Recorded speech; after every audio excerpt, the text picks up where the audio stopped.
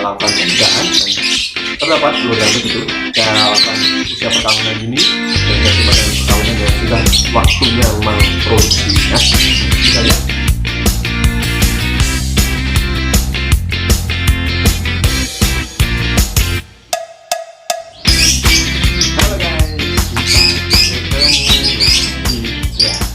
Halo, ketemu lagi dan sekarang di hari liburan, tepatnya di hari Minggu. Saya akan membahas sedikit tentang apa yang dimaksud dengan egg blending ya, atau telur yang tidak bisa keluar dari indukan dan terdiam di perutnya ya, tidak mau keluar dan susah untuk dikeluarkan. Nah, itu apa itu egg blending? Nah, nanti akan saya jelaskan. Sudah kalian menonton video ini, jangan lupa kalian like, kalian subscribe dan nyalakan lonceng notifikasinya agar kalian selalu update video terbaru dari saya. Oke, saya akan menjelaskan tentang apa itu egg blending ya. Ayo simak. Nah, langsung kita mulai saja. Tadi saya menjelaskan apa itu egg blending. Egg blending itu adalah telur yang tertahan atau telur yang tidak bisa keluar dari perut si lovebird. Nah, itu dikarenakan banyak faktor sebenarnya, bukan hanya satu faktor saja yang dialami telur yang tidak bisa dikeluarkan atau egg blending. Nah, itu bisa disebabkan yang bisa karena umumnya itu karena lemak yang berlebih, karena lemak yang tua, dan karena makanan yang tidak teratur, termasuk dari jagung, kangkungnya dan kuacinya tidak teratur, jadi dia menyebabkan lemak dan menyebabkan egg blending kepada si lovebird tersebut ya. Dan yang kedua, bisa dilawan dari obesitas ya. Burung itu obesitas terlalu besar, burung dapat gerak, lalu lemaknya itu sebenarnya lemaknya itu nggak terlalu banyak, lemaknya itu hanya sedikit, tapi di bagian tubuhnya dia mengalami pembesaran badan dan menyebabkan obesitas.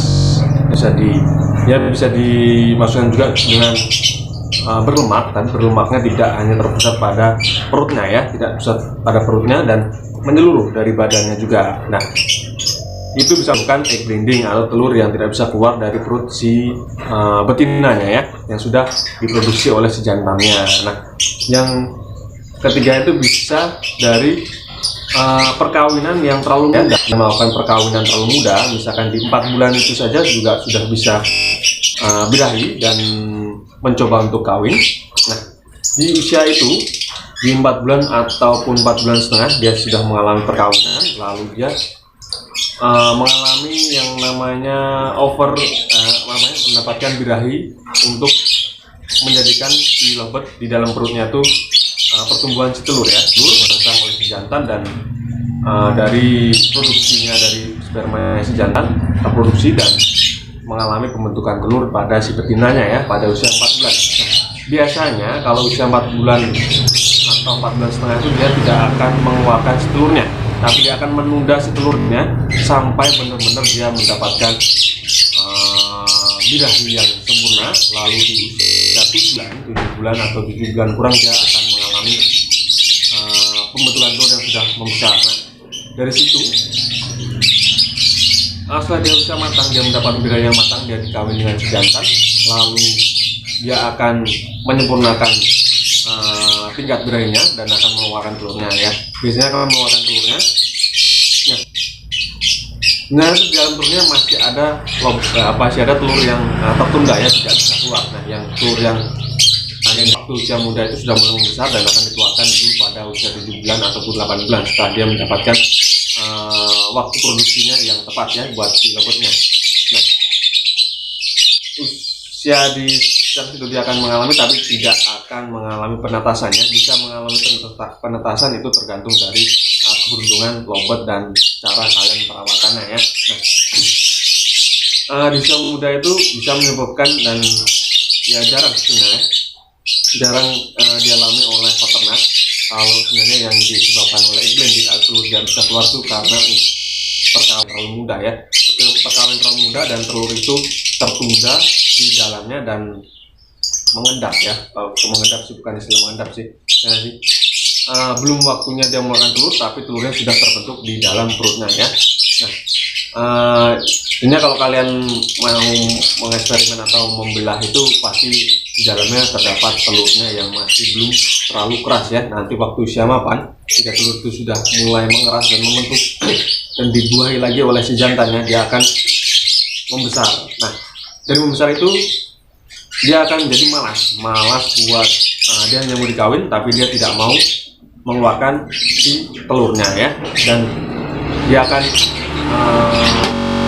hanya terdiam hanya di dalam perutnya saja, tidak mau keluarkan, susah untuk keluarkan ya, karena waktu usia yang belum mapan, usia muda, dia sudah mengalami peneluran atau pembuahan dari si jantannya, dan akan susah buat untuk dikeluarkannya karena belum waktunya ya, belum waktunya dia buat produksi.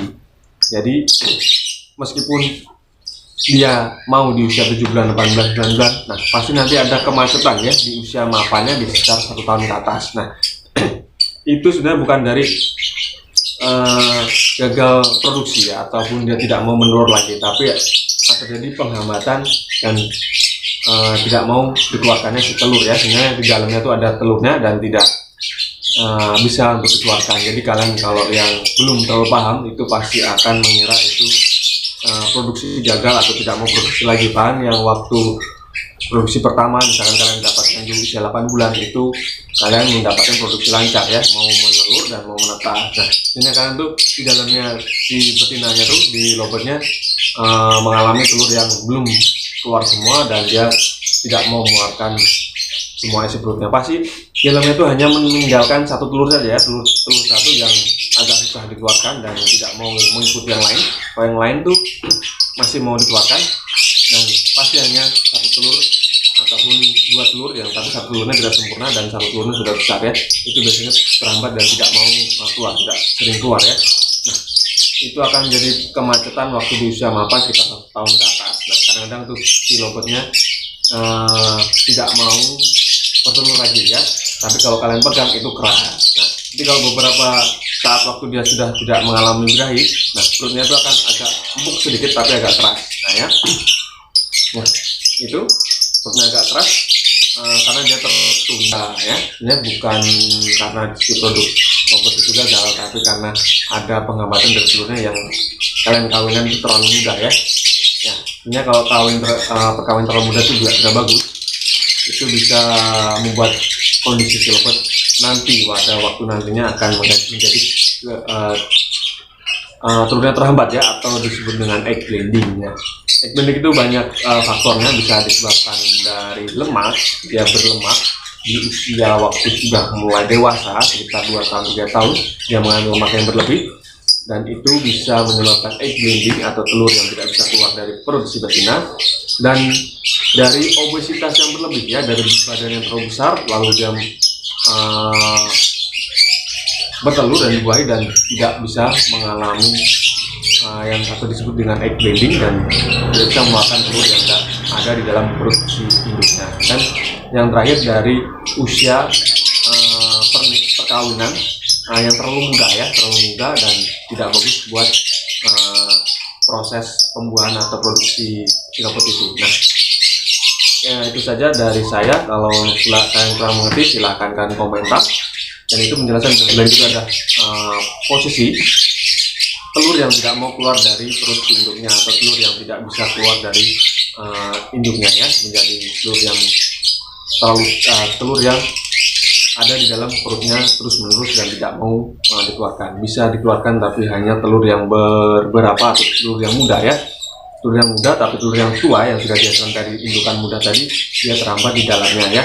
Itu saya pernah melakukan uji coba dari lobot tersebut dan sudah beberapa kali saya coba dan ada telur di dalamnya.